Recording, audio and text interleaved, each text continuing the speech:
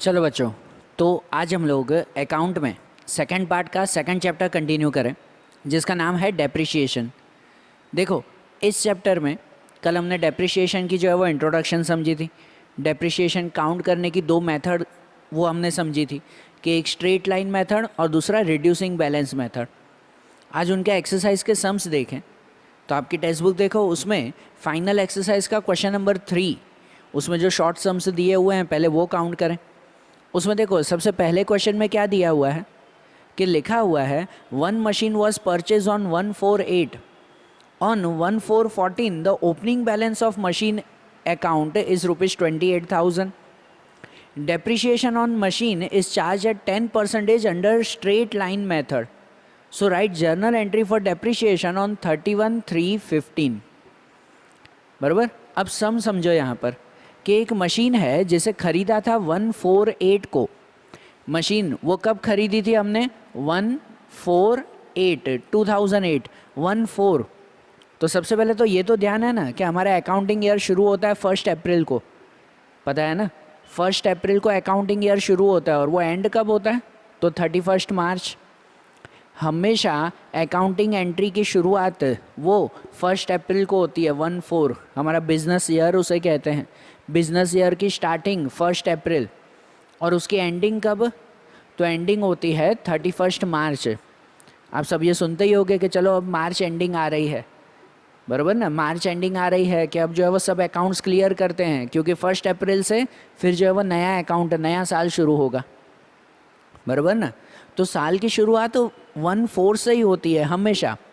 तो अब यहाँ पर भी है कि एक मशीन खरीदी थी 2008 में, और उसका बैलेंस दिया हुआ है 2014 का, कि 2014 में उसका बैलेंस कम होते होते हो गया 28,000।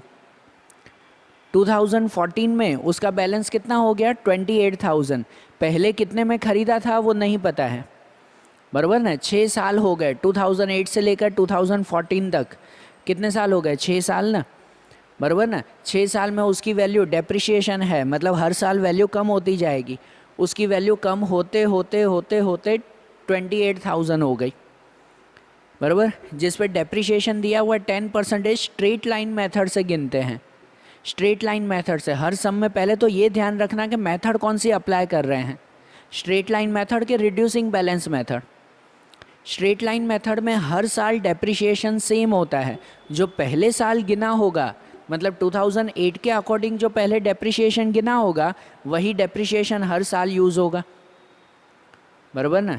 और अगर रिड्यूसिंग बैलेंस मेथड हो तो उसमें हर साल डेप्रिसिएशन अलग अलग होता है, बराबर ना? तो यहाँ पर स्ट्रेट लाइन मेथड से है ना, तो हर साल कितना डेप्रिसिएशन गिन रहे हैं वो भी हमें नहीं पता है, और वो ढूंढना हो ना तो इसके लिए इसमें हमें सबसे पहले ढूंढना होगा कॉस्ट प्राइस, कि ओरिजिनल ये मशीन 6 साल पहले कितने में ख़रीदी होगी, वो वैल्यू हमें ढूंढनी है।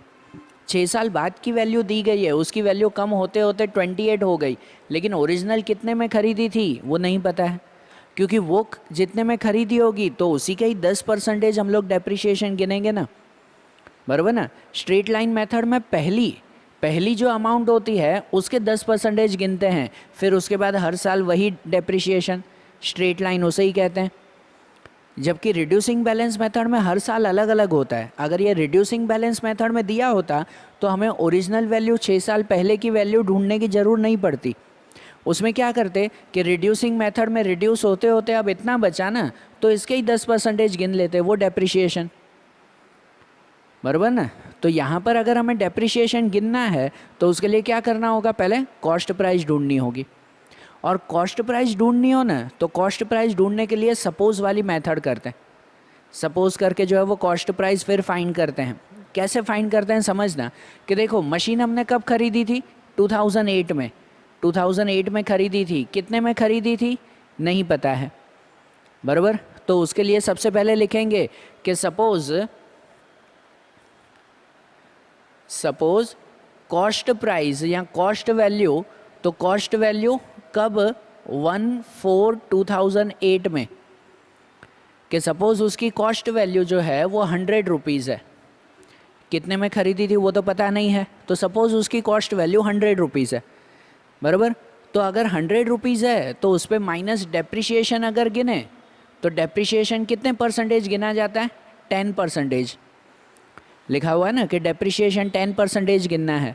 मतलब कि 100 के 10% अगर करो तो वो कितने होते हैं? 100 के 10% 10 रुपीज़, 10 रुपये का डेप्रिसिएशन। मतलब एक बार अगर 10 रुपये का डेप्रिसिएशन डिसाइड हो गया तो हर साल 10-10 रुपये ही गिनते जाएंगे ना, बराबर ना।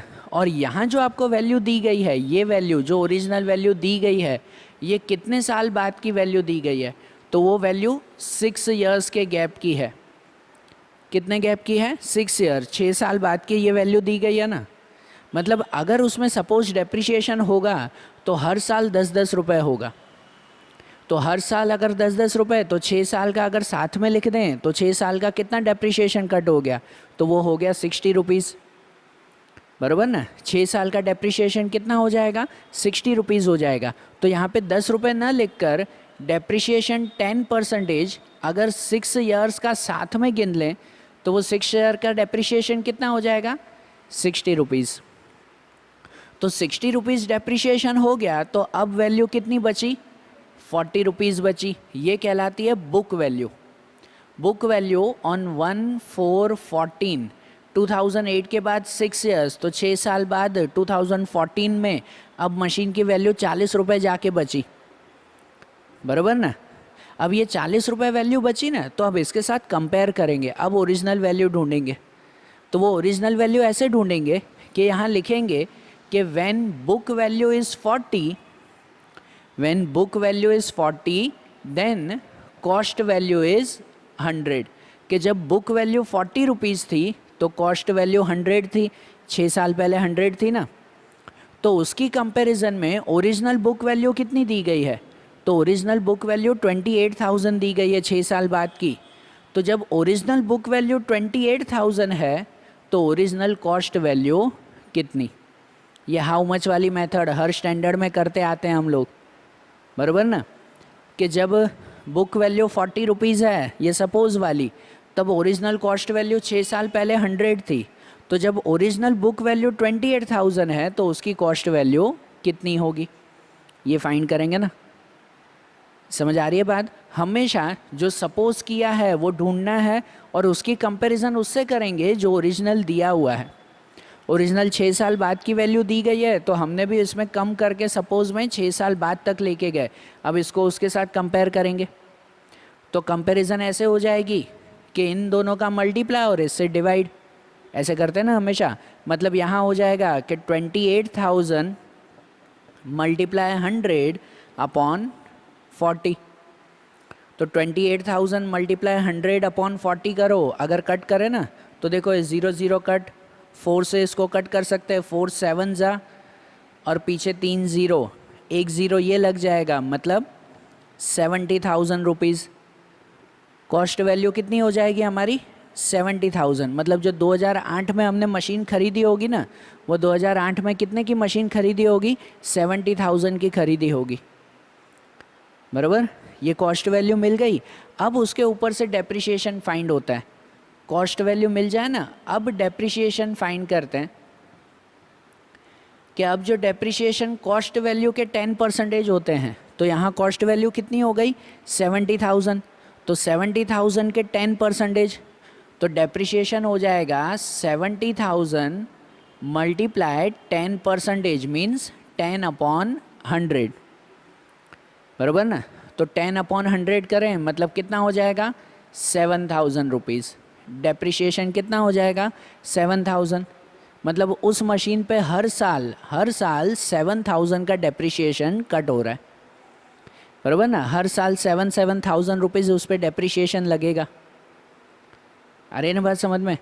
ठीक है ना। और भले आपको क्रॉस चेक करना हो ना तो क्रॉस चेक कर सकते हो कि अगर 2008 में वो मशीन 70,000 की थी तो उस पर 7,000 डेप्रिसिएशन, तो 7,000 7,000 7,000 6 साल का डेप्रिसिएशन लगा ना।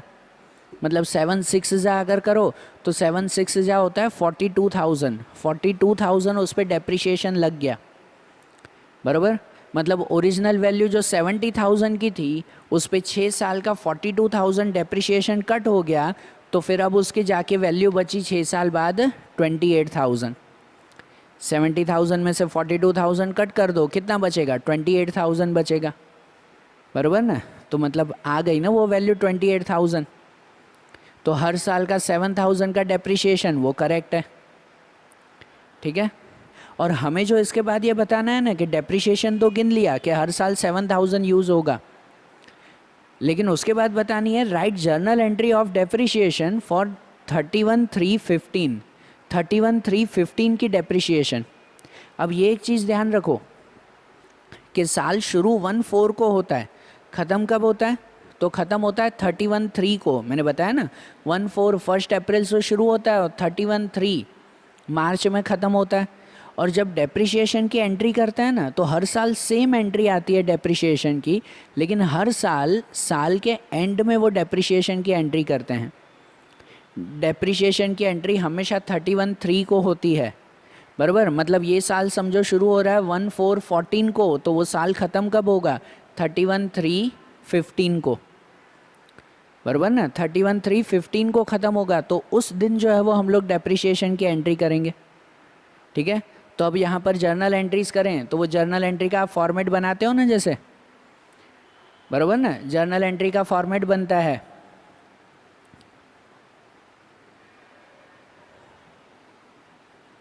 उस फॉर्मेट में, जैसे हम लोग लिखते हैं कि यहाँ पर डेट, पर्टिकुलर, फिर LF, फिर ये डेबिट एंड क्रेडिट, बराबर। जो जर्नल एंट्रीज करनी होती है, ये जर्नल एंट्री करें हम लोग तो डेट में आएगा 31/3/15। और डेप्रिसिएशन की जर्नल एंट्री करनी है ना, तो डेप्रिसिएशन की हर साल 2 एंट्रीज होती है, 2 फिक्स एंट्रीज है जर्नल एंट्रीज, कि जब भी डेप्रिसिएशन काउंट करना हो हर साल ही काउंट होगा, बराबर ना। समझो एक बार 7,000 नक्की किया, मतलब हर साल 7,000 7,000 7,000 फिक्स ही है ना, बराबर ना। तो उनकी जर्नल एंट्रीज भी फिक्स आती है। तो कौन सी जर्नल एंट्रीज करते हैं? ध्यान देना, आगे के पूरे चैप्टर में भी यही जर्नल एंट्रीज करेंगे कि जब भी डेप्रिसिएशन काउंट करना हो तो 2 एंट्री करते हैं। सबसे पहली एंट्री करते हैं डेप्रिसिएशन को काउंट करना, तो उसके लिए एंट्री आती है कि डेप्रिसिएशन अकाउंट डेबिट।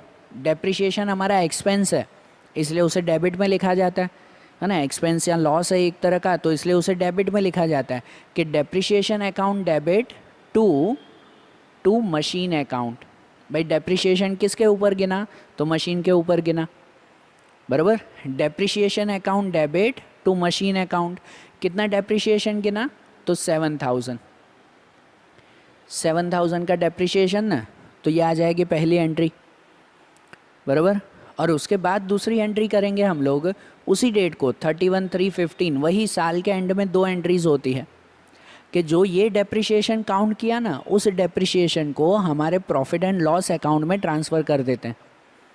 हमारा जो प्रॉफिट एंड लॉस अकाउंट आखिरी में जो फाइनेंशियल स्टेटमेंट्स बनते हैं उसमें बनता है प्रॉफिट एंड लॉस अकाउंट। तो ये जो डेप्रिसिएशन है वो हमारा लॉस है, तो इसलिए उसे वहाँ ट्रांसफ़र कर देंगे। तो इसलिए उसकी एंट्री आएगी कि profit and loss account debit, मैंने शॉर्ट में लिखा profit and loss account debit to depreciation account. और कितने? तो वो भी आएगा 7,000। जितने गिने उतने ही ट्रांसफ़र करेंगे ना हम लोग। तो डेप्रिसिएशन की जब भी जर्नल एंट्रीज करनी हो ना, तो उसके लिए फ़िक्स यही 2 एंट्रीज आती है हर साल के एंड में। ये 31/3/15 है या 14, 13, 12 जो भी साल हो ना, हर साल के एंड में डेप्रिसिएशन की यही 2 एंट्रीज करते हैं। अमाउंट बदलती है खाली, जैसी मशीन हो उसके हिसाब से काउंट करेंगे, बाकी एंट्रीज तो यही 2 रहेगी हमेशा। समझ आ रही है बात? तो अब जैसे फर्स्ट क्वेश्चन देखा ना, अब ऐसे ही सेकंड वाला क्वेश्चन देखें। इसे रफ करते हैं और फिर सेकंड वाला क्वेश्चन देखते हैं। अब जैसे सेकंड दिया हुआ है, बराबर, सेकंड क्वेश्चन जैसे लिखा हुआ है उसमें लिखा हुआ है कि 1 machine was purchase on 1/4/13 for 30,000। Depreciation on machine is charge at 10% under reducing balance method. कौन सी मेथड से डेप्रिसिएशन काउंट कर रहे हैं? रिड्यूसिंग बैलेंस मेथड से। हाँ, ये हर एक मेथड ध्यान देना हर सम में कि कौन सी मेथड पूछी हुई है। So write journal entry for depreciation on 31/3/15।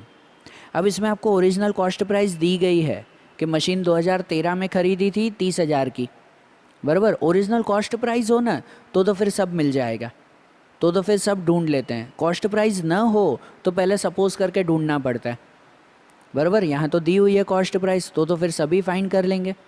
तो अब यहाँ पर कॉस्ट प्राइस दी गई है, तो समझना यहाँ पर लिखेंगे हम लोग कि यहाँ कॉस्ट वैल्यू जो 1413 की है, 1413 में कॉस्ट वैल्यू है वो 30,000। अब हमें डेप्रिसिएशन लिखना है 2015 का, 2015 का डेप्रिसिएशन लिखना है। मतलब जनरली 13 के बाद जो है वो 2 साल बाद का डेप्रिसिएशन लिखना है, बराबर ना। 2 साल बाद का डेप्रिसिएशन बताना है ना, ठीक है ना। और रिड्यूसिंग बैलेंस मेथड से है, तो इस पे जो डेप्रिसिएशन गिनेंगे ना वो हर साल का अलग अलग। रिड्यूसिंग मेथड से है तो ध्यान दिया करो, हर साल का अलग अलग काउंट होगा।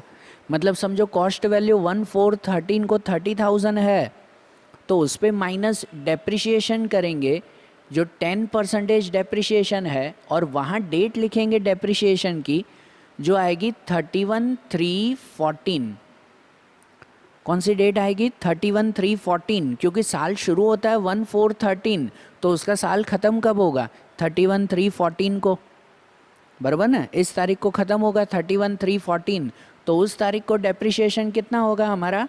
3,000 रुपीज़। 30,000 के 10% कितना होगा? 3,000, बराबर ना।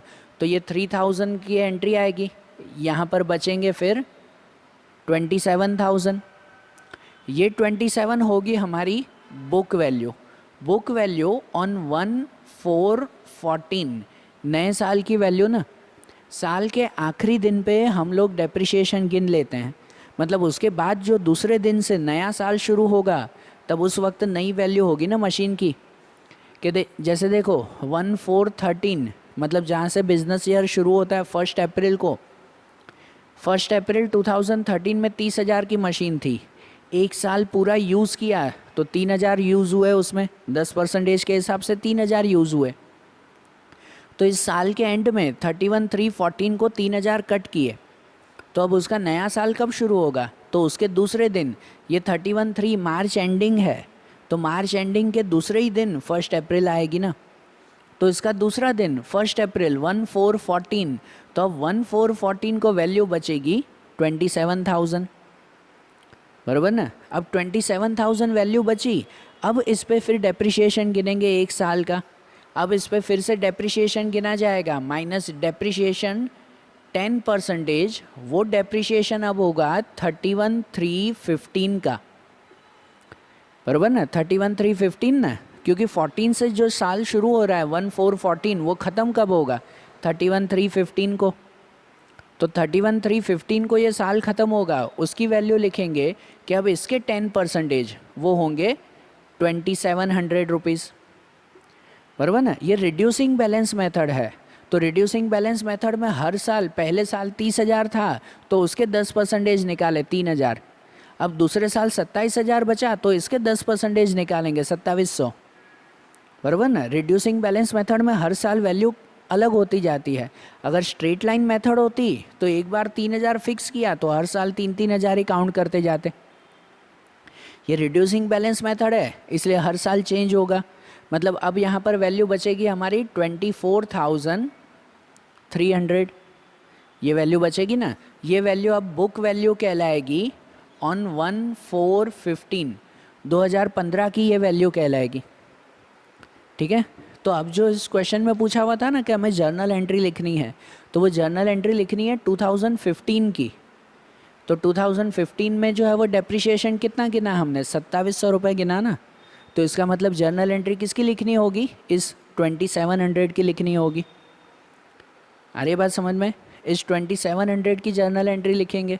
और जर्नल एंट्री के बारे में जैसे फर्स्ट क्वेश्चन में बताया वही 2 बेसिक एंट्रीज आती है, बराबर। अब मैं फॉर्मेट नहीं बना रहा हूँ, सीधा लिख रहा हूँ इसमें कि जर्नल एंट्री लिखनी है तो डेट तो वही लिखेंगे, चलो 31/3/15 इस डेट में लिखनी है, तो वही 2 एंट्रीज। कि पहली एंट्री आएगी डेप्रिसिएशन काउंट करना, कि depreciation account debit to machine account. तो 2015 में कितना डेप्रिसिएशन काउंट किया? 2,700, तो 2,700 यहाँ पे लिखेंगे, बराबर। और उसी तारीख को 31/3/15 को ही दूसरी एंट्री करेंगे कि इस डेप्रिसिएशन को प्रॉफिट एंड लॉस में ट्रांसफ़र, कि इसको प्रॉफिट एंड लॉस में ट्रांसफ़र कर दें। Profit and loss account debit to depreciation account, profit and loss to depreciation, इतनी अमाउंट 2700 वही अमाउंट आएगी, बराबर। तो ये हो गई ना। इस समय यही करना था कि बस 2013 में मशीन खरीदी थी तो 2015 में उसकी वैल्यू कितनी होगी डेप्रिसिएशन की, उसकी जर्नल एंट्री बतानी थी हमें, बराबर। आया ध्यान ये।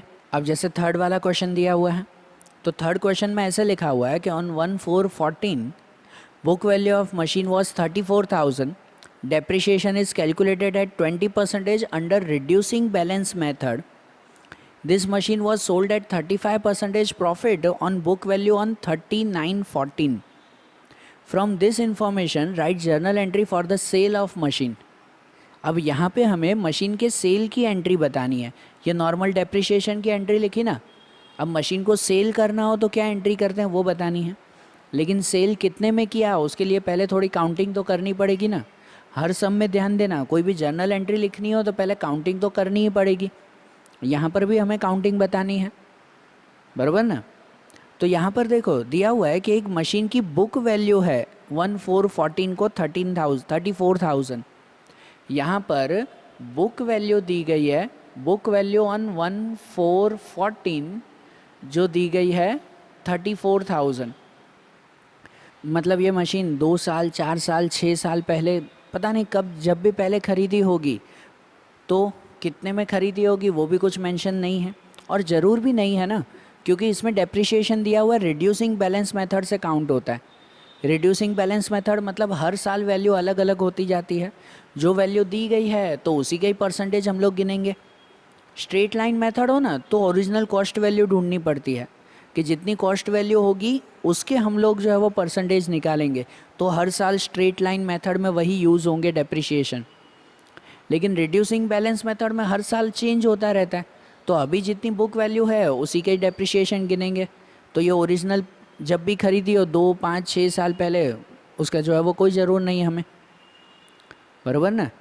तो अब ये दिया हुआ है ना, अब इसमें लिखा हुआ है कि ये मशीन हमने बेची है 35% प्रॉफिट के साथ 2014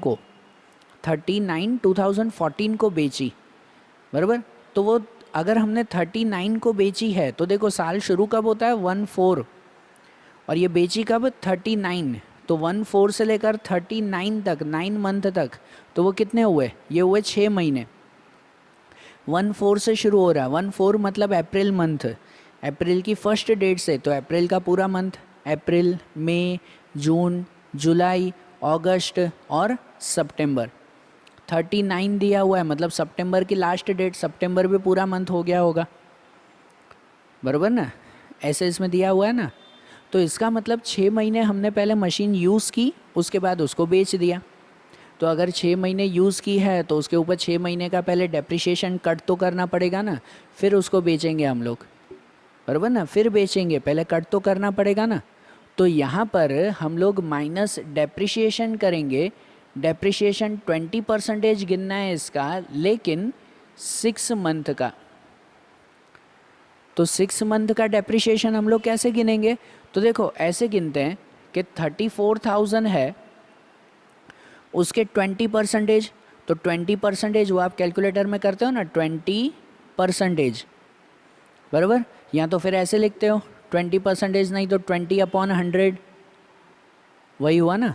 तो ये उसके 20% गिन के उसके बाद 6 महीने का गिनना है। तो 6 मंथ का गिनना हो ना तो उसको लिखते हैं मल्टीप्लाई 6/12। कितने भी मंथ का डेप्रिसिएशन या कुछ भी काउंट करना हो, मंथली काउंट करना हो, तो उसके लिए यही करते हैं, पहले ओरिजिनल वैल्यू ढूंढ लेते हैं। 34,000 के 20% तो ढूंढ ही लेंगे, कुछ आपका 6800 आएगा, बराबर ना, भले कैलकुलेटर में चेक कर लेना। और उसके 6 मंथ, तो 6 मंथ के लिए मल्टीप्लाई 6 डिवाइड बाय 12। कितने भी मंथ हो ना ऐसे ही करेंगे। अगर 4 महीने का गिनना हो तो लिखेंगे मल्टीप्लाई 4 डिवाइड 12, बराबर ना। अगर 8 महीने का गिनना हो तो मल्टीप्लाई 8 डिवाइड 12। कितने भी महीने का कहे उससे मल्टीप्लाई और डिवाइड बाय 12, ऐसे ही गिनेंगे ना हम लोग। आ रहे ना बात समझ में? तो इसका हम लोग अगर गिने ना, आप कैलकुलेटर में काउंट करो, 34,000 मल्टीप्लाई 20% मल्टीप्लाई 6/12, तो कुछ 3400 जितना आएगा। कितना आएगा डेप्रिसिएशन? 3400।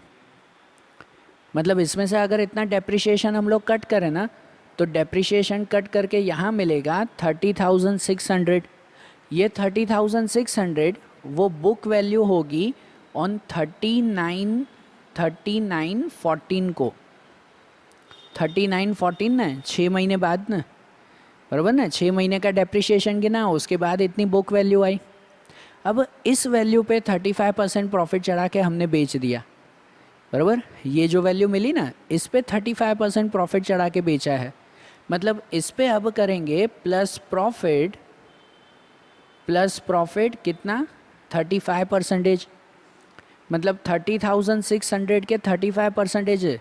आप लोग भले कैलकुलेटर में काउंट कर सकते हो, 30,600 उसके 35%, 0 कट, तो 306 मल्टीप्लाई 35। तो इसको अगर काउंट करें ना, तो वो हो जाता है हमारा टोटल 10,710 रुपीज़। कितने हो जाएंगे 35%? 10,710 रुपीज़, बराबर। इतने प्रॉफिट के साथ हमने बेचा, तो मतलब इतना प्रॉफिट अगर प्लस करें तो वो अमाउंट कितनी हो जाएगी? फिर वो अमाउंट हो जाएगी 41,310, बराबर। 41,310 ये हुई हमारी सेलिंग प्राइस, बराबर। तो ये सेलिंग प्राइस मिल गई। तो अब जर्नल एंट्री करें ना, कि इसको सेल किया उसकी एंट्री बताएं। तो सेल करें उसकी एंट्री, तो वो डेट लिखेंगे 39/14। आप फॉर्मेट बनाना जर्नल एंट्री का। तो मशीन को सेल करो उसकी एंट्री क्या करते हैं? ये एंट्री हम लोग फर्स्ट पार्ट के में सीखते आ रहे हैं जर्नल एंट्री से, कि कोई भी एसेट अगर सेल करो तो क्या एंट्री करते हैं हम लोग? उसकी एंट्री करते हैं कैश अकाउंट डेबिट, कैश या बैंक जो भी लिखो, कि cash account debit to machine account, बराबर ना। टू सेल्स अकाउंट नहीं लिखते, गुड्स नहीं बेचे हैं हमने, गुड्स नहीं बेचा, मशीन बेची है तो मशीन अकाउंट लिखेंगे, बराबर ना। तो cash account debit to machine account. और मशीन भी कैसे बेची? प्रॉफिट में या लॉस में? प्रॉफिट में बेची ना। तो प्रॉफिट कहाँ आता है? डेबिट में या क्रेडिट में? तो प्रॉफिट क्रेडिट में आता है ना। हमारा रूल है ना, क्रेडिट इनकम एंड गेन्स। कोई भी इनकम, कोई भी गेन, कोई भी प्रॉफिट हो तो उसे क्रेडिट में लिखते हैं। तो यहाँ जो प्रॉफिट हुआ ना ये, तो वो प्रॉफिट भी इसके साथ लिखना होगा। तो वो क्रेडिट में लिखेंगे, प्रॉफिट क्रेडिट में आता है तो क्रेडिट में लिखेंगे to profit and loss account. Profit हुआ इसलिए क्रेडिट में लिखेंगे। अगर यही लॉस में बेचते ना अगर हम लोग, तो ये profit and loss account debit में लिखते, बराबर ना। अगर लॉस में बेचा जाता तो कहाँ लिखते? ये profit and loss account debit, बराबर। तो अब इनमें अमाउंट लिखें कि जहाँ कैश अकाउंट डेबिट, तो कैश में पूरा लिखा जाएगा सेलिंग प्राइस, बराबर ना। कैश में ये लिखा जाएगा कितना कैश मिला हमें? 41,310 रुपीज़, इतना कैश मिला ना, बराबर ना। To machine account, machine account में लिखेंगे ये अमाउंट कि मशीन की बुक वैल्यू कितनी थी, डेप्रिसिएशन कट करके उसकी बुक वैल्यू कितनी हुई? 30,600। And to profit and loss account, तो प्रॉफिट कितना था? 10,710 रुपीज़। तो ये हो गई ना हमारी सेलिंग की एंट्री, बराबर। आई बात समझ में? तो जैसे सेकंड एंड थर्ड सम किया ना, अब ऐसे ही फोर्थ वाला क्वेश्चन देखें, इसे रफ करें और फिर फोर्थ वाला क्वेश्चन देखें, बराबर। देखो कि अब जैसे फोर्थ वाले क्वेश्चन में दिया हुआ है, उसमें लिखा हुआ है कि Hiral limited charges depreciation on it assets at 5% under straight line method. If annual depreciation amount is 6,000, determine the cost price of machine. अब यहाँ देखो, यहाँ पर कोई जर्नल एंट्रीज नहीं, कैलकुलेशन खाली बतानी है, कॉस्ट प्राइस हमें फाइंड करना है। यहाँ पर कोई जो हीरल लिमिटेड है, कंपनी है, वो हर साल 5% स्ट्रेट लाइन मेथड से डेप्रिसिएशन कट करते हैं, और हर साल की डेप्रिसिएशन भी दी हुई है कि हर साल 6-6 हज़ार की डेप्रिसिएशन कट होती है, बराबर। स्ट्रेट लाइन मेथड है मतलब हर साल सेम होगा। तो हर साल की 6-6 हज़ार की डेप्रिसिएशन है, उसके ऊपर से ओरिजिनल वो मशीन कितने में खरीदी होगी वो ढूंढना है, बराबर। तो जब भी कॉस्ट प्राइस ढूंढनी हो तो हम लोग क्या करते हैं, सपोज करते हैं, बराबर ना। कोई भी कॉस्ट प्राइस फाइंड करनी हो तो क्या किया जाता है, सपोज किया जाता है। तो यहाँ पे सबसे पहले लिखें कि सपोज कॉस्ट वैल्यू जो है वो कॉस्ट वैल्यू 100 रुपीज़ है। कौन सी डेट को, वो डेट भी नहीं दी गई है, चलो कभी भी ख़रीदा होगा, कि कॉस्ट वैल्यू 100 है और उस पर डेप्रिसिएशन कितना गिनते हैं कि उस पर माइनस डेप्रिसिएशन करो तो 5% का डेप्रिसिएशन गिना जाता है। तो 5% मतलब 5 रुपीज़ डेप्रिसिएशन होगा, बराबर। तो बचेंगे कितने, 95 रुपीज़, बराबर। अब इसमें कंपैरिजन करते हैं, जैसे हमने पहले सम में भी किया था, कंपैरिजन की जाती है। हमेशा कंपैरिजन वो की जाती है कि क्या दिया हुआ है, उसकी कंपैरिजन क्या ढूंढना है।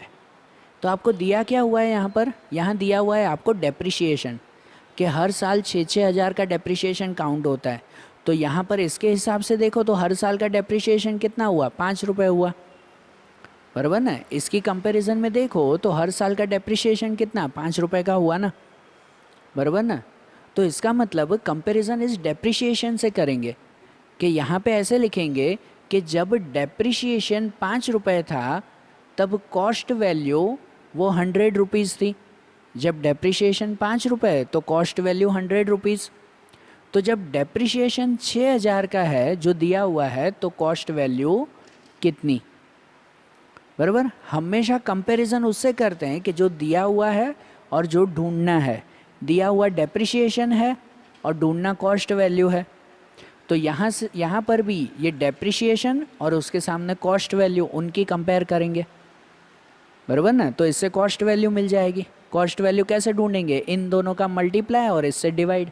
ये क्रॉस में मल्टीप्लाई और ये डिवाइड, याद है ना, ये मेथड हमेशा करते आ रहे हैं हम लोग। मतलब इसमें हो जाएगा 6000 मल्टीप्लाई 100 डिवाइड बाय 5।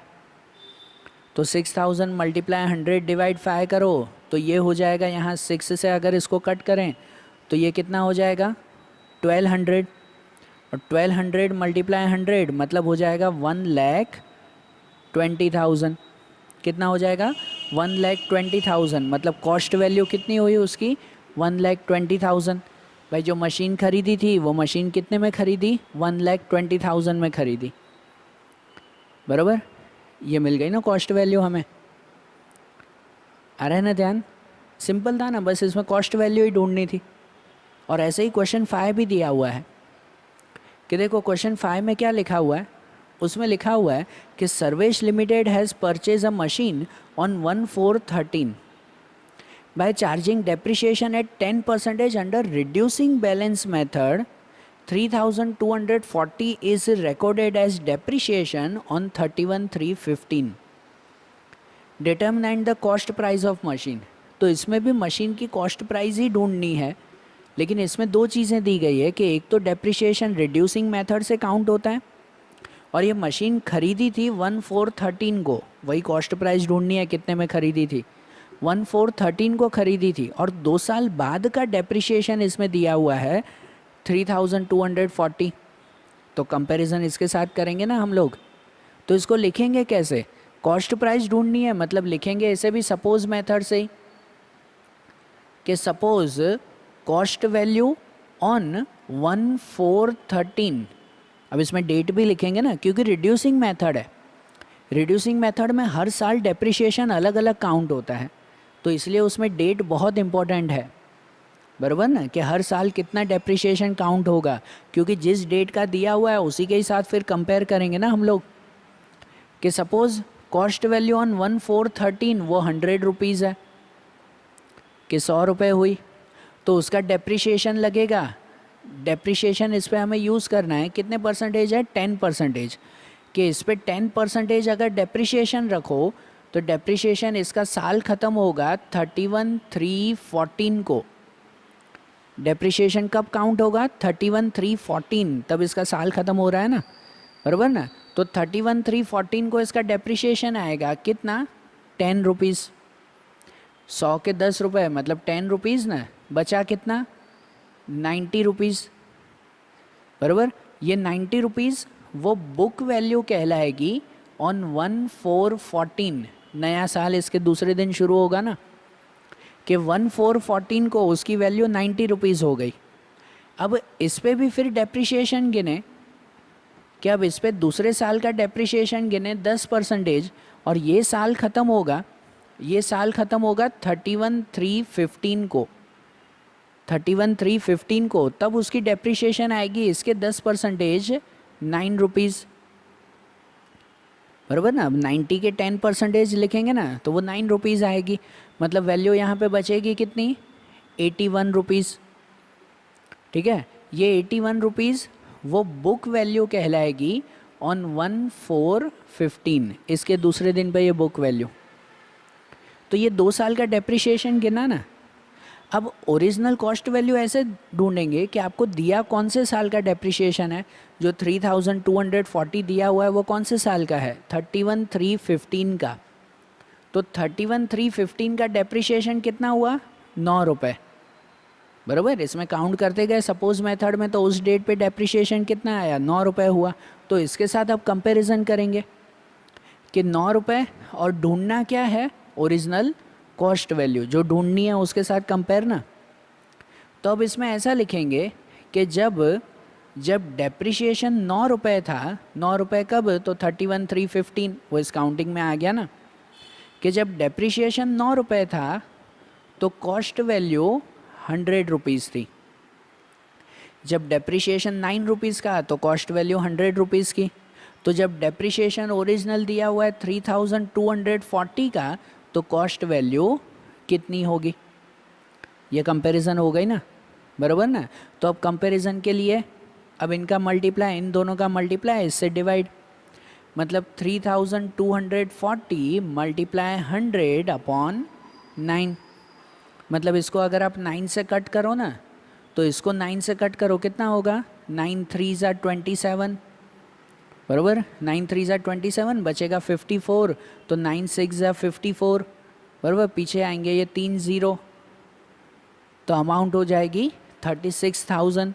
मतलब जो कॉस्ट वैल्यू थी कि वो मशीन 2013 में जब खरीदी थी तो वो कितने में खरीदी थी, तो 36,000 में खरीदी थी उसकी वैल्यू, बराबर। पता चल गया ना कॉस्ट प्राइस, ध्यान आया दोनों में कैसे ढूंढना है हमें। तो आज जैसे ये शॉर्ट सम्स हमने देखे ना, ध्यान रखना है इन सम्स को। अब इस चैप्टर के जो लॉन्ग क्वेश्चंस हैं वो अब हम लोग अगले वीडियोज़ में देखेंगे। Okay, thank you.